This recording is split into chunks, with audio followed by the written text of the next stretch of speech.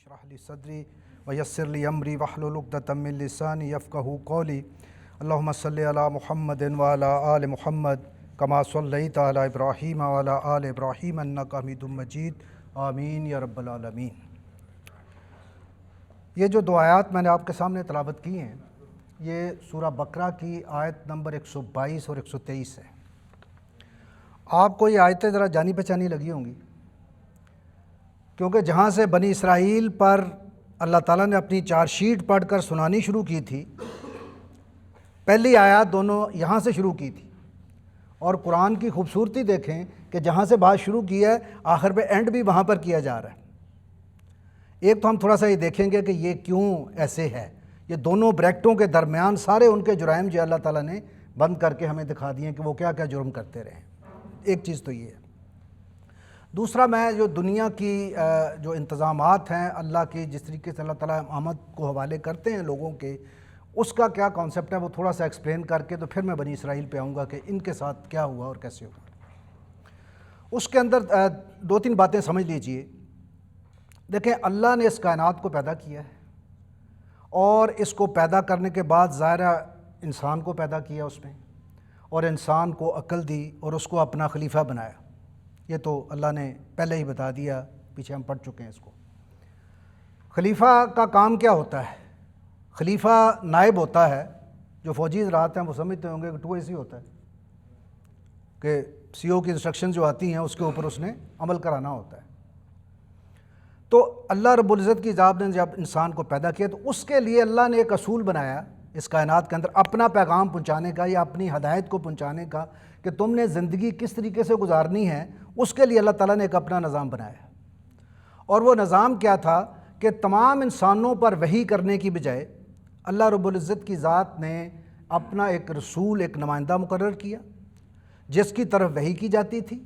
پھر وہ رسول جو ہوتا تھا وہ اس پیغام کو لے کر اپنے سب سے پہلے اپنے قریبی حلقے کو، پھر اس سے دور حلقے کو، پھر اس سے دور حلقے کو، ان سب کو پہنچاتا تھا، اور اس طریقے سے ایک امت وجود میں آتی تھی، ایک قوم وجود میں آ جاتی تھی اس نظریے کے اوپر۔ اور پھر نبی کے جانے کے بعد یہ اس امت کی ذمہ داری ہوتی تھی کہ وہ اس پیغام کو لے کر آگے پہنچائے،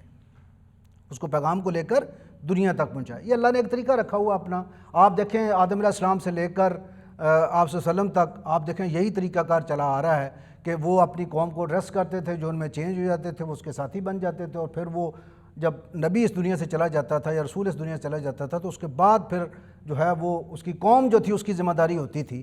اور وہ لے کر اس کو آگے چلتے تھے۔ اور اس میں بھی آپ جس طرح خلافت کا ایک ادارہ سمجھ لیں وہ وجود میں آ جاتا تھا۔ جس طرح نبی کریم صلی اللہ علیہ وسلم جب اس دنیا سے تشریف لے کر گئے ہیں تو خلفائے راشدین میں حضرت ابوبکر صدیق نے ٹیک اوور کیا۔ وہ خلیفۃ اللہ نہیں تھے، ایکچولی خلیفۃ اللہ صرف رسول ہوتا ہے، وہ خلیفۃ الرسول تھے، اللہ کے رسول کے خلیفہ تھے، اور اللہ کے رسول کی بنیاد پر اس لیے اس کو ہم جو ہے نا وہ خلیفہ کہتے ہیں کہ وہ ان کے خلیفہ تھے نبی کریم صلی اللہ علیہ وسلم کے۔ اور اس طرح تمام رسولوں کے ساتھ جب یہ ہوتا رہا ہے اور یہ معاملات اسی طریقے سے چلتے چلے آ رہے ہیں۔ ابھی جب اللہ تعالیٰ نے یہ طریقہ اپنایا ہے تو اس میں 2 باتیں بڑی امپورٹنٹ ہیں جو آپ کے سمجھنے والی ہیں۔ ایک چیز تو یہ ہے کہ پہلی چیز تو ہوتی ہے کہ جی امامت اس قوم کو ڈیزگنیٹ کر دیا جاتا ہے کہ آج کے بعد اللہ کہتا ہے کہ میرا جو پیغام ہے وہ اس نبی تک آ گیا، اس کی امت جو ہے یہ پیغام ابھی پہنچائے گی، ابھی ان کی ذمہ داری بن گئی ہے۔ اور دوسری چیز اس میں وہ اصل ہدایت ہوتی ہے، وہ کتاب ہوتی ہے جو نبی پر اللہ تعالیٰ جو انسٹرکشنز ہیں جو اللہ نبی کے اوپر القاء کرتا ہے، اس کے اوپر وحی کرتا ہے اور اس کو پہنچاتا ہے، اور پھر وہ اپنی قوم کو پہنچاتا ہے اور وہ آگے چلنا شروع ہو جاتی ہے۔ تو 2 اس کے ایلیمنٹ ہو گئے۔ ایک تو اس کو جو ہے وہ نبوت دی جاتی ہے یا اس کو امامت کے لیے سلیکٹ کیا جاتا ہے اس قوم کو، اور یہ سلیکشن ٹوٹلی اللہ کا کام ہے، اس میں میرا اور آپ کا کوئی رول نہیں ہے۔ اگر نبی کریم صلی اللہ علیہ وسلم کو اللہ نے سلیکٹ کیا ہے اپنا نمائندے کے طور پہ اس زمین کے اوپر تو یہ اللہ کی پسند ہے۔ استفاء کا لفظ استعمال کیا عام طور پر، آپ کی انٹرسٹ کے لیے بتا دیتا ہوں۔ استفاء جو ہوتا ہے وہ ہوتا ہے کہ مجھے پسند ہے یہ۔ آپ کہتے ہیں نا بعض کا تو کوئی بندہ آپ سے پوچھتا ہے کہ یار آپ کو یہی کیوں پسند ہے، یہ کیوں نہیں پسند ہے، آپ کہتے ہیں بس مجھے پسند ہے، بات ختم ہو۔ تو یہ ٹوٹل اللہ کا جو ہے وہ اختیار ہے، وہ سلیکٹ کرتا ہے ایک نبی کو اور اس کو بنا لیتا ہے۔ باقی جو قوم ہوتی ہے پھر وہ قوم اپنی کو ایڈریس کرتا ہے اور پھر اس کے بعد وہ پیغام جو ہے اس کا پھیلنا شروع ہوتا ہے۔ دوسری چیز جو ہوتی ہے اس میں وہ کتاب ہوتی ہے۔ ابھی ہم ذرا بنی اسرائیل کی طرف آ جاتے ہیں۔ ابھی اس میں ایک سوال یہ بھی ہو سکتا ہے کہ جی ہم نے تو نہیں اللہ سے کہا تھا کہ ہمیں جو ہے نا وہ مطلب یہ بنا دیں، ہمیں جو ہے نا ایک ذمہ داری دے دیں۔ میں آپ کو بتانا اس لیے چاہ رہا ہوں کہ یہ ہو کیا رہا ہے قرآن کے اندر۔ یہ جب تک یہ بات آپ کو سمجھ نہیں آئے گی نا، یہ آیات کی سمجھ آپ کو نہیں آئے گی، سمجھ نہیں لگے گی۔ تو آپ یہ بھی کہہ سکتے ہیں کہ جی میں نے تو نہیں کہا تھا۔ تو اس میں شروع میں یہ ذہن میں ڈال لیجئے کہ آپ کا کوئی اختیار نہیں ہے اللہ سے سوال کرنے کا۔ You can't question his authority, فعال لما یرید، وہ جو چاہتا ہے کرتا ہے۔ نبی کو سلیکٹ کرتا ہے۔ نبی نے کبھی پوچھا ہے کہ جی مجھے کیوں آپ نے سلیکٹ کر لیا، میرے اوپر یہ سارا مسئلہ ڈال دیا ہے، میں نے اپنی قوم کے ساتھ جانا ہے، ان کے ساتھ لڑائی کرنی، جو میرے بہن بھائی تھے، جو میرے رشتہ دار تھے، جو میرے قبیلے کے لوگ تھے، ان کے سامنے جا کے آپ نے مجھے کھڑا کر دیا، یہ کون سی بات؟ لیکن نبی یہ نہیں کہتا ہے، انکار نہیں کرتا۔ اسی طرح قوم بھی، ہم بسیط قوم بھی جب نبی پر ایمان لے آتے ہیں، ہم بھی انکار نہیں کر سکتے کہ اس کام کو، اس دعوت کو لے کر ہم نے آگے چلنا ہے اور اس کو آگے بڑھنا ہے۔ تو یہ معاملہ تو ایسا نہیں تھا۔ ان کے ساتھ کیا ہوا، اللہ تعالیٰ نے موسیٰ علیہ السلام کو مبعوث کیا ان کی طرف، اور اس کی کہانی ساری پیچھے والی آپ کو پتہ ہے، آپ متعدد بار اس کو سن چکے ہیں۔ تو وہ آئے، انہوں نے بنی اسرائیل کو چھڑایا۔ ابھی سلیکٹ اللہ تعالیٰ نے موسیٰ علیہ السلام کو کیا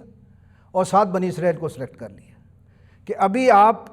نبی ہوں گے، آپ میرے نمائندے ہوں گے، اور قوم آپ کی جو ہے نا وہ بنی اسرائیل ہوگی۔ ابھی بنی اسرائیل اس وقت غلام تھی فرعون کی، تو موسیٰ علیہ السلام کو بھیجا گیا کہ اس قوم کو چھڑائیں، ان کی تربیت کریں، ان کی ٹریننگ کریں، اور پھر ان کو اس مشن کے لیے تیار کریں جو مشن میں نے آج کے بعد آپ کے سپرد کیا ہے۔ اور موسیٰ علیہ السلام آئے اور انہوں نے فرعون کی غلامی سے ان کو چھڑایا۔ باقی جو قصہ ہے وہ ہم پہلے تفصیلات میں بہت دفعہ بتا چکا ہوں کہ کس طریقے سے انہوں نے چھڑا کے ان کو لے آئے۔ ابھی جب ان کو چھڑا کر وہ چل پڑے وہاں سے، تو اس کا مطلب یہ تھا کہ اگلا مرحلہ یہ آنا ہے کہ نبی کے اوپر بھی اس نے ٹریننگ کرنی ہے ان کی، اور اس کے اوپر بھی آزمائشیں آئیں گی۔ ظاہر ہے ٹریننگ سخت کام ہوتا ہے اللہ کے مشن کے لیے۔ صرف نارمل ہم نے ادھر کو کام کرنا ہو تو اس کے لیے ہمارے اوپر بڑا بوجھ پڑ جاتا ہے، کہ جائز کہ ایک نبی جو ہوتا ہے اس نے تو پوری دنیا کو اللہ کے پیغام کی دعوت دینی ہوتی ہے۔ تو وہ لے کر ان کو جب وہاں سے نکلے ہیں، ابھی اس قوم کو اللہ تعالیٰ جو ہے اپنے پیغمبر کے ذریعے سے اس کی غلامی سے، فرعون کی غلامی سے نکال کے لا رہا ہے، اور ان پر کیا کیا احسانات کیے ہیں اللہ نے۔ آپ ذرا دیکھیں، جب اللہ نے ان کو لے کے آیا ہے تو 3-4 احسانات کیے جن کا ذکر ہم پڑھ چکے ہیں۔ میں صرف اس کو کاؤنٹ کرتا ہوں کیا ہے۔ فرعون سے آزادی، اس کے بعد پانی کا پھٹنا، سمندر کا پھٹ جانا اور ان کا گزر جانا جب یہ پھنس گئے تھے، اللہ تعالیٰ نے وہاں سے وہ مشکل بہت پیش آ گئی، اس سے بھی نکال لیا۔ اس کے بعد من و سلوہ، بادلوں کا سایہ، آپ نے عصا مارا 12 چشمے پھوٹ نکلے، پانی کا مسئلہ حل ہو گیا۔ تو ان کی جو رہنے کے لیے، سروائیو کرنے کے لیے اس ٹریننگ ایریا میں، اس تربیت کے لیے جو چیزیں چاہیے تھیں، وہ تمام چیزیں اللہ نے احسان کے طور پر ان کو پرووائڈ کر دی۔ اور سب سے امپورٹنٹ چیز جو ان کو دی وہ اللہ کی کتاب تھی، تورات، کہ ہدایات بھی دے دیں کہ اس کے مطابق تو نے عمل کرنا ہے۔ ابھی ہونا کیا چاہیے تھا کہ جب اس قوم کو یہ چیز کا احساس ہوتا کہ ہم لوگ جو ہے وہ دنیا کو اس پیغام کی دعوت دینے جا رہے ہیں، تو چاہیے تو ان کو یہ تھا کہ یہ یعنی اس پیغام کی قدر کرتے۔ آپ دیکھیں دنیا کے اندر بھی ہمیں اگر کوئی بڑا آدمی اپنا کوئی نائب مقرر کر لے، فرض کیا وزیر اعظم ہی کہہ لے کہ یہ میرا اسپیشل اسسٹنٹ ہے جی، وہ پھولا نہیں سماتا جناب، اور اس کو حالانکہ رات بھی جاگنا پڑتا ہوگا، ہو سکتا ہے اس کو اور بھی تکلیفیں ہو رہی ہوں، لیکن چونکہ اٹریکشن ہوتی ہے، ایک اٹریکشن کے اندر وہ کرتا ہے۔ یہاں پر معاملہ یہ ہوتا ہے کہ اللہ نے آپ کو اس دنیا میں بھیجا ہے اور اس امتحان کے لیے بھیجا ہے کہ تم نے نہ صرف اپنے اوپر میرے اس قانون کو اپلائی کرنا ہے، بلکہ اس دعوت کو لے کر تم نے دنیا تک بھی پہنچنا ہے۔ تو یہ معاملہ جو ہے وہ موسیٰ علیہ السلام پہ انہوں نے احسانات کیے، ہو گئے، ان کو لے آئے۔ انہوں نے کیا کیا؟ ابھی پہلا ان کا سٹیپ دیکھیں کہ موسیٰ علیہ السلام گئے ہوئے ہیں طور کے اوپر، وہاں پر ان پر تورات نازل ہو رہی ہے، اور یہ نیچے کیا کر رہے ہیں؟ بچڑا بنا کے اس کی پوجا شروع کر دی انہوں نے۔ پہلا کام جو انہوں نے یہ کیا کہ اللہ کے ساتھ ڈائریکٹ جو ہے وہ شرک شروع کر دی، اس پہ آ گئے۔ دوسرا کام کیا کیا؟ مختصر میں اس کو بتاتا جاتا ہوں۔ وہاں جو قوم ساتھ گئی ہوئی تھی موسیٰ علیہ السلام کو، انہوں نے کہا جی ہم تو اللہ کو دیکھنا چاہتے ہیں، اس کے بغیر تو ہم آپ کی بات نہیں مانیں گے۔ نبی کے اوپر ڈاؤٹ کیا، دوسرا بڑا جرم، ابھی ہم تو نبی، اللہ کے نبی تو نہیں ہیں، لیکن ہم لوگ جو ہیں اگر قرآن کے کسی چیز کے بارے میں ڈاؤٹ کرتے ہیں بغیر کسی نالج کے، تو یہ ایسے ہی ہے جیسے اللہ کے نبی پر بھی آپ ڈاؤٹ کر رہے ہیں۔ یعنی قرآن سے آپ پوچھیں کہ جی ہم تو آپ نے تو جو کچھ کہہ دیا، اللہ نے کہہ دیا، ہم تو اللہ کو دیکھنا چاہتے ہیں، اس کے بغیر تو ہم ایمان نہیں لاتے ہیں، اس طرح کی کوئی بات کریں تو یہ اللہ نے فرمایا کہ دوسرا جرم انہوں نے یہ کیا کہ انہوں نے نبی کے اوپر جو ہے وہ ڈاؤٹ کیا۔ اس کے بعد آیات الہی کا انکار کیا، انبیاء کا قتل کیا، سبت کا قانون جو تھا اس کو توڑا، سبت کے دن کاروبار منع کیا گیا تھا، انہوں نے وہ کاروبار کیا، گائے ذبح کرنے کے بارے میں کہا گیا تو لیت و لال سے کام لیا، قرآن کی آیات کی تحریف کی، اور دنیاوی فائدوں کے لیے جو ہے وہ آیات کو گھڑ کر لوگوں کے سامنے پیش کیا۔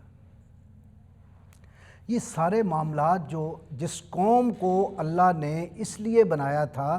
کہ تم نے یہ میری ہدایات جو آتی ہیں اور رسول جو میری آیات کو جس طریقے سے امپلیمنٹ کر کے دکھاتا ہے، ان کو لے کر تم نے لوگوں تک پہنچنا ہے۔ انہوں نے کیا کیا؟ نہ تو نبی کے اوپر بھی ڈاؤٹ کیا، اور جو کتاب ان کو دی گئی تھی اس میں تحریف بھی کی اور اس کی آیات سے انکار بھی کیا، اور اپنی طرف سے گھڑ کے اس کے اندر آیات بھی ڈال لی، اور وہ سارا جو کرنے کا کام تھا وہ سارا اس کا ستیہ ناش کر دیا۔ وجہ کیا تھی؟ وجہ قرآن کہتا ہے کہ ان کی وجہ جو تھی وہ دنیا پرستی اور نفس پرستی، کہ دنیا ہمیں مل جائے تھوڑی سی قیمت پر، جیسے بھی مل جائے، دنیا ہمارے قابو آ جائے، باقی معاملات جو ہے نا یہ جو کرنے والا کام ہے یہ دعوت کا یا دوسرا تیسرا، یہ تو ہمارے بس کی بات نہیں ہے، بس دنیا جہاں سے نظر آئے ہمیں اکٹھی ہوتی ہوئی، ہمارے پاس زیادہ مال، زیادہ دولت، زیادہ اولاد، زیادہ اقتدار وہ آ جائے تو وہ معاملہ ٹھیک ہے۔ حالانکہ اس قوم نے کرنا کیا تھا وہ ہمیں بھی بتا دیا گیا ہے۔ ہم اگر قرآن کو پڑھیں، قرآن کی طرف آئیں تو ہمیں بھی بتا دیا کہ کرنا کیا تھا۔ دو کام کرنے تھے انہوں، ایک تو یہ تھا کہ دنیا کو یہ شہادت دینی تھی کہ ہم اللہ پر یقین رکھتے ہیں، اور وہی بات اللہ تعالیٰ نے ہمیں بھی کہی ہے قرآن کے اندر، اور اللہ تعالیٰ فرماتے ہیں سورہ بقرہ میں، آگے جا کے تھوڑی بہرحال ایک رکوع کے بعد شاید یہ آیت دوبارہ آ جائے گی ہمارے پاس سامنے، وَكَذَلِكَ جَعَلْنَاكُمْ أُمَّةً وَسَطًا لِتَكُونُوا شُهَدَاءَ عَلَى النَّاسِ وَيَكُونَ الرَّسُولُ عَلَيْكُمْ شَهِيدًا، کہ اللہ تعالیٰ جو ہے اس نے تمہیں ایک امت بنایا ہے، امت وسط بنایا ہے، تاکہ تم لوگوں پر گواہی دو اور رسول تم پر گواہ ہو۔ یعنی رسول تو گواہی دے گا کہ میں نے جو پہنچانا تھا ان تک پہنچا دیا۔ آپ صلی اللہ علیہ وسلم نے کہا نا آج حجۃ الوداع کے موقع پر کہ جی گواہ رہنا کہ میں نے جو کچھ اللہ کا پیغام تھا وہ تم تک پہنچا دیا۔ ابھی اس قوم نے شہادت دینی تھی کہ ہم واقعی اللہ کے بندے ہیں، اللہ کے رسولوں کو ماننے والے ہیں، اس کے پیغام کو ماننے والے ہیں۔ یہ مشن ہمیں بھی دیا گیا ہے کہ پہلے تو اپنی قوم نے اپنے آپ کو ٹھیک کرنا ہے، اپنے آپ کو صحیح بتانا ہے، اور دنیا کو ڈیمونسٹریٹ کرنا ہے کہ ہم اللہ کو ماننے والے ہیں، خواہ وہ معاملہ اخلاقیات کا ہو، اخلاق کا معاملہ ہو۔ آج کل تو ہم ویسے بدنام ہیں نا، سب سے جو ڈر لگتا ہے لوگوں کو مسلمانوں سے ڈر جھوٹ سب سے زیادہ مسلمان بول رہا ہوگا، اور برائیاں جتنی بھی ہوں سب سے زیادہ مسلمان میں ہوں گی۔ اس نے دنیا کو سکھانا تھا کہ یہ برائیاں نہیں تمہارے اندر ہونی چاہیے، لیکن دنیا کو کیا سکھاتا؟ وہ تو اپنے ہی اس کے گلے پڑ، وہ خود ہی ایک ڈیمونسٹریٹ نہیں کر سکا، شہادت نہیں دے سکا اس کے اوپر کہ وہ میں نے کرنا ہے۔ اگلا مشن اللہ تعالیٰ نے کیا دیا تھا ہمیں، وہ بھی اللہ تعالیٰ نے سورہ آل عمران میں فرما دیا، آیت نمبر 110، کنتم خیر امۃ اخرجت للناس تأمرون بالمعروف وتنہون عن المنکر وتؤمنون باللہ، تم وہ امت ہو جس کو لوگوں کے لیے نکالا گیا ہے تاکہ تم ان کو نیکی کا حکم دو اور برائی سے روکو۔ تو باہر آپ نے کیا کرنا تھا کہ لوگوں کو نیکی کا حکم دینا تھا اور ان کو برائی سے روکنا تھا۔ تو یہ دونوں چیزیں اللہ تعالیٰ نے بتا دی کہ ایز اے امت تم لوگوں کا کیا معاملہ ہے، تم لوگوں نے کیا کرنا ہے۔ اب یہاں چیزیں، یہ جو انہوں نے کام کیا ہے، یہاں اللہ تعالیٰ ان کو بار بار کیوں جو ہے نا وہ اس کو ریپیٹ کر رہا ہے؟ اس لیے کہ امت، یہ جو رسپانسبلٹی ابھی چینج ہونے جا رہی ہے، ابھی یہ اس امت مسلمہ کو اللہ نے ریجیکٹ کرنے جا رہا ہے۔ یہ چیزیں بتا رہی ہیں، اس کی جب چارج شیٹ پڑھ کے سنائی جا رہی، اس کا مطلب کہ اس کو ابھی سیک کر دیا جائے گا، اس کو ختم کر دیا جائے گا، اور اس کی جگہ امت مسلمہ جو ہے ابھی جو ہے امت محمد صلی اللہ علیہ وسلم جو ہے ان کو اس پر فائز کیا جائے گا، اور پھر قیامت تک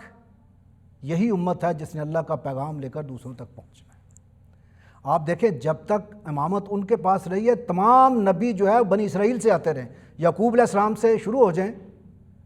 جن کے ساتھ یہ اپنے آپ کو وابستہ کرتے ہیں عیسیٰ علیہ السلام تک،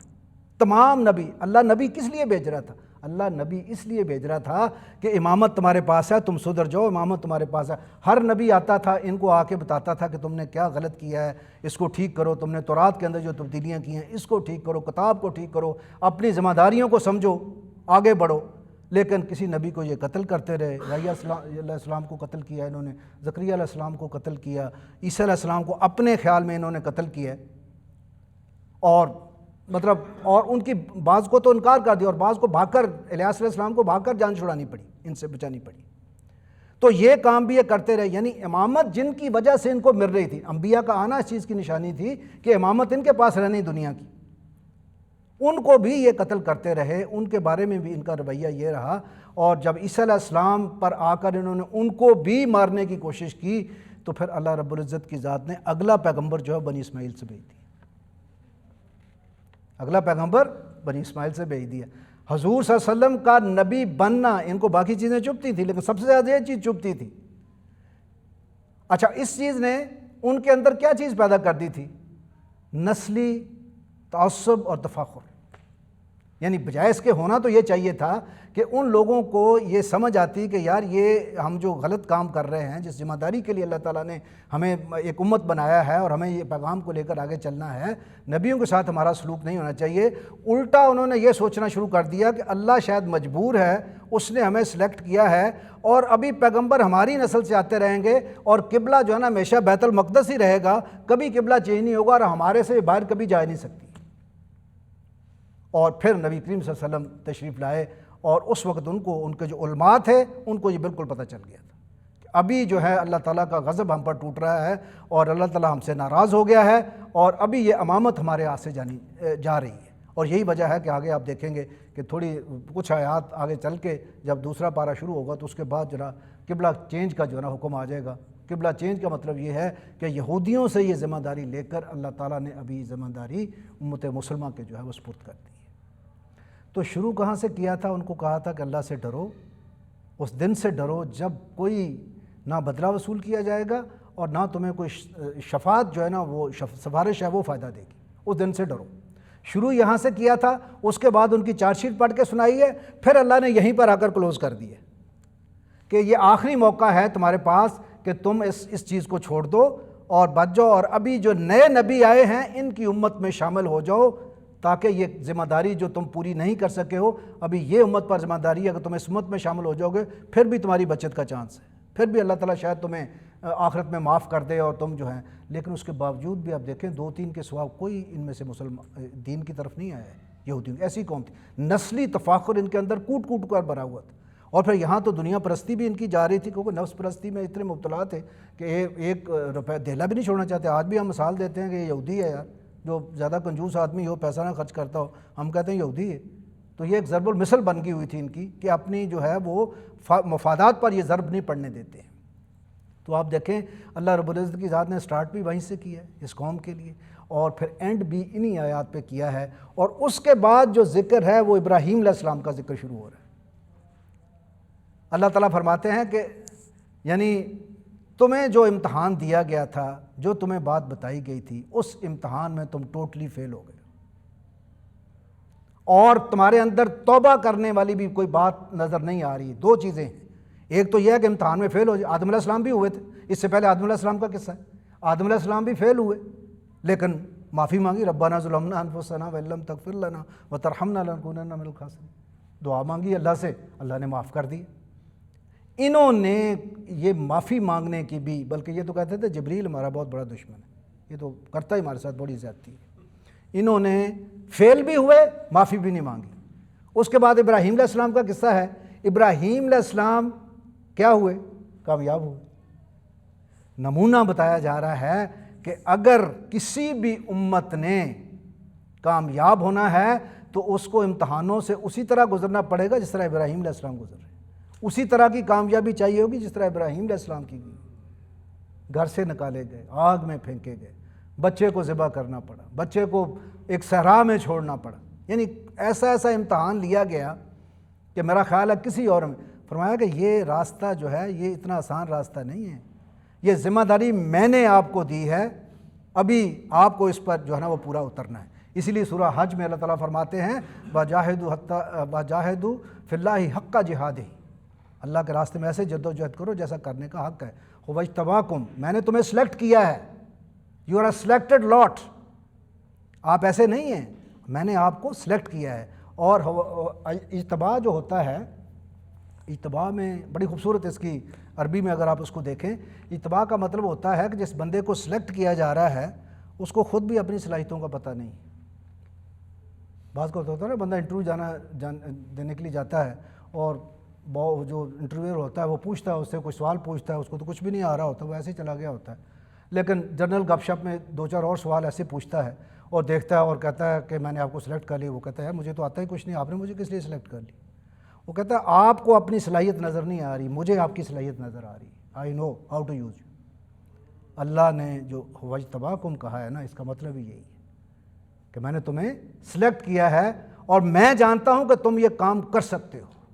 اگر تم یہ کام نہ کر سکتے ہوتے تو میں کبھی بھی تمہارے اوپر یہ بوجھ نہ ڈالتا۔ تو اللہ رب العزت کی ذات نے ہم سب کو سلیکٹ کیا ہے، ہمارا کام کیا ہے؟ صرف اللہ کے راستے میں جد و جہد کرنا۔ یاد رکھیے کہ ہم کمپلیٹ نہیں، ہم اس کا حق ادا کر ہی نہیں سکتے، یاد رکھیے جتنی بھی ایفرٹ کر لیں، لیکن ہمیں گریڈ جو کیا جائے گا وہ اپنی ایفرٹ پہ گریڈ کیا جائے گا کہ ہم نے اللہ کے راستے میں، اگر ہم اپنی اس ذمہ داری کو، یہ جو میں نے صبر بتایا ہے آپ کو پورا اس کا، بنی اسرائیل کا کیوں اس کو ریجیکٹ کیا گیا، اگر ہم یہ سمجھیں اس ذمہ داری کو کہ یہ پیغام اللہ کا ہے، جس نبی کو ہم مانتے ہیں اس کے ذریعے سے اللہ نے ہمیں دیا ہے اور انہوں نے ہمارے لیے تکلیفیں اٹھائی ہیں، یہ ہم تک پہنچ گیا، اس لیے آج ہم مسلمان بیٹھے اور مسجد میں بیٹھے۔ اب آپ صلی اللہ علیہ وسلم اگر تکلیفیں نہ اٹھاتے اس وقت اللہ کا دین ختم ہو جاتا، جس طرح آپ صلی اللہ علیہ وسلم دعا کر رہے تھے بدر کے موقع پہ، آپ نے فرمایا اللہ یہ جو میرے پاس تھے میں تو لے آیا ہوں، یہ آج اگر ختم ہو گئے تو پھر دین تیرا ختم ہو جائے گا۔ میرے پاس یہی تھے، اپنی ایفرٹ جو میرے پاس تھی میں لے کے آ گیا، اللہ نے اس میں برکت دی، اور آج دیکھیں پوری دنیا میں کتنے ارب مسلمان ہیں اور ہم بھی آج بیٹھے ہیں اسی محنت کی وجہ سے۔ اسی لیے ہمیں یہ چاہیے کہ ہم بھی اس ذمہ داری کو محسوس کریں۔ ظاہر اللہ کے سامنے ہم نے جواب دہی تو کرنی ہے، یہ یاد رکھیے، یہ نہیں ہو سکتا کہ ہم اللہ کے سامنے جواب دہی کریں، صرف ہم نے خود ہی اپنے اوپر عمل نہیں کرنا ہے، خود تو شہادت دینی ہے، لیکن اللہ کے بندوں تک بھی اس میسج کو، اس پیغام کو ہم نے پہنچانا ہے، کیونکہ یہ تمام اللہ کے بندے ہیں، چاہے اس کو مانتے ہوں چاہے نہ مانتے ہوں۔ تو یہ جو اللہ تعالیٰ نے اس قوم پر جو کیا ہے، غضب کیا ہے، 2 چیزیں اس میں ہی امپورٹنٹ ہیں کہ ایک تو اپنی اس ذمہ داری کو، امامت کی ذمہ داری کو انہوں نے سمجھا ہے، جس کو اللہ تعالیٰ کہتا ہے کہ جی میں انی فضلتکم علی بنی اسرائیل پہ، کہ ان پہ میں نے جو نا بڑا احسان کیا ہے، ان کو ہم نے فضیلت دی ہے اس دنیا کے اندر۔ فضیلت جو ہے وہ آپ کی یہ ہے، اور نعمت جو ہے وہ کتاب ہوتی ہے، ہمارے پاس نعمت جو ہے اللہ کی وہ کتاب ہے، اور ظاہر نعمت کا اگر آپ حق ادا نہیں کرتے ہیں، یاد رکھیے گا نعمت جب اللہ دیتا ہے وہ تب بھی نعمت ہوتی ہے جب اس کا حق آپ ادا کریں، ادروائز وہ زحمت بن جاتی ہے۔ تو اس لیے اگر ہم اس کا حق ادا کریں گے اللہ کی کتاب کا تو ظاہر آخرت میں انشاءاللہ ہم کامیاب ہوں گے، اس معاملے کو آگے تک لے کر پہنچائیں گے۔ اگر ہم نے اس میں فیل ہو گئے تو پھر اللہ نے اپنی کتاب کے اندر لکھ دیا ہے کہ پھر کیا ہوگا، کس کے ساتھ کیسے ان کو چلنا ہوگا۔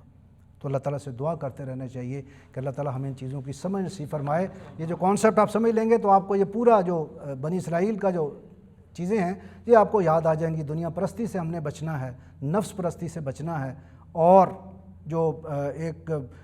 ہمارے اندر وہ چیز نہ آ جائے کہ ہم مسلمان ہیں، یہ کافر ہے، اس کو مار دو پکڑ کے، اس کو ختم کر دو۔ نو، ہمیں کسی پہ فتویٰ لگانے کا اور کسی کو مارنے کا حکم اللہ نے نہیں دیا ہے۔ اللہ کے رسول نے بھی یہی کہا اور اللہ نے بھی یہی کہا، دعوت پہنچاؤ ان تک۔ تم دعوت پہنچانے کے لیے اس دنیا میں آئے ہو، تم نے اگر خود قبول کر لیا ہے تو خواہ ایک آیت بھی سنو، اس کو دوسروں تک پہنچا دو۔ میرے آقا نے یہی فرمایا تھا صلی اللہ علیہ وسلم۔ بارک اللہ لی و لکم فی القرآن العظیم و نفعنی و ایاکم بالآیات و ذکر۔